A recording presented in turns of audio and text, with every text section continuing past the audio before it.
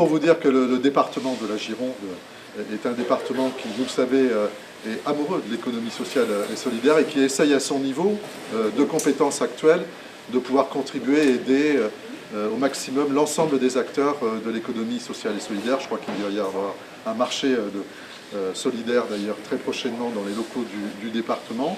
Donc avec Guy Moreno également qui est le collègue d'en face. Collègues d'en face, parce que les deux rives, vous savez, sont soudées maintenant, hein, puisqu'elles sont soudées au travers d'une communauté de communes, la communauté de communes Convergence, qui est en train de travailler sur son projet aussi de territoire. Et le champ de l'économie sociale et solidaire est un champ essentiel aujourd'hui pour le secteur périurbain, rural, et on va dire aussi au niveau du Sud-Gironde. Donc on est vraiment très attentif à l'évolution et au développement de l'ensemble des acteurs.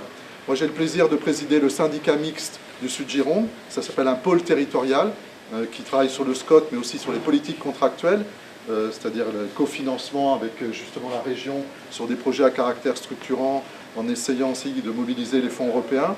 Et donc on est très attentif à ces synergies de développement local. Elles sont porteuses bien évidemment d'emploi, d'une dynamique territoriale et puis elles sont aussi porteuses de valeurs et notamment d'une économie circulaire que nous essayons de développer au mieux maintenant au niveau des territoires. Donc on est ravis aussi avec Sophie de vous accueillir sur ce canton, le canton des Landes-des-Graves. On connaît un certain nombre d'entre vous et on essaiera d'être des médiateurs de la meilleure façon possible pour vous accompagner maintenant et puis à l'avenir. La grosse métropole qu'on a à côté de chez nous a des moyens importants pour se structurer, pour faire un certain nombre de choses. Mais par contre, les communautés de communes qui sont un petit peu plus éloignées et rurales ont plus de difficultés. Et là, je pense qu'en collaboration avec le département, avec les communautés de communes, puisque c'est quand même les communautés de communes qui sont la plus proche du territoire, on peut construire ensemble, avec la puissance de la région, ou du moins les ressources financières qu'on peut avoir et les ressources en ingénierie, on peut construire ensemble quelque chose qui soit favorable à notre territoire, à la fois sur le développement de l'économie solidaire, sociale et solidaire, mais également sur l'économie traditionnelle, puisqu'on a de nombreuses petites entreprises aussi qu'il nous faut soutenir. Donc, sur l'ensemble de ces dispositifs, n'hésitez pas à solliciter la région sur l'économie sociale et solidaire, mais également sur l'économie traditionnelle, pour qu'on puisse développer cette économie territoriale sur les territoires plutôt ruraux, et puis qu'effectivement on puisse maintenir de l'emploi un peu partout, puisque l'objectif, c'est qu'on puisse donner du travail à un maximum de gens. L'économie sociale et solidaire, c'est à un moment donné un mouvement. On ne sait pas très bien quand il a démarré, en fait. Cette histoire-là, elle commence dès lors qu'il y a plus de 3 personnes à un endroit. Quand on va au Québec, les Québécois nous disent que c'est eux qui ont inventé l'économie sociale et solidaire. Quand on va au Pays de Galles, ils nous disent que c'est eux, avec les pionniers de Rochdale en 1844, qui ont créé les premiers statuts. Quand on va en Afrique, ils nous disent que c'est eux, avec les tontines, qui ont créé les premiers modèles de l'économie. En fait, là où c'est relativement rassurant, et ça nous ramène à nos pratiques, c'est que dès lors qu'il y a un collectif, il y a une partie de ces êtres humains qui sont très intéressés par ce qui relèvera des valeurs et des principes qui nous gouvernent, sur la redistribution, sur la gouvernance partagée, la solidarité.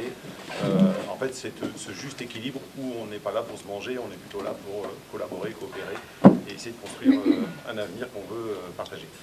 Et quand on se dit à un moment donné, compétences développement économique à la région, on va se dire, on va essayer de trouver les moyens d'accompagner et d'aider les entreprises d'économie sociale. Parce qu'en fait, c'est aussi ne pas faire du mot entreprise un mot tabou. C'est un mot juste magnifique parce qu'il vient quand même d'un verbe qui s'appelle entreprendre.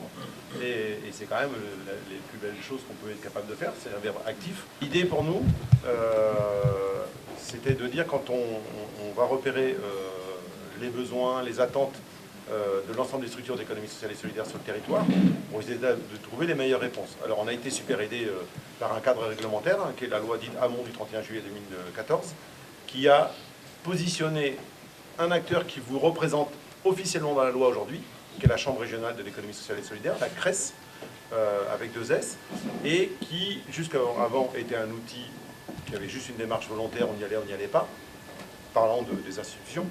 aujourd'hui, la CRES est dans la loi avec des missions. Cette loi, qui a non seulement mis la CRES dans le cadre réglementaire, a aussi mis en place un modèle relativement intéressant, qui est quelque chose que vous savez tous faire remonter les besoins, les attentes et les souhaits globaux des entreprises et des structures de l'économie sociale pour en construire un schéma stratégique de développement.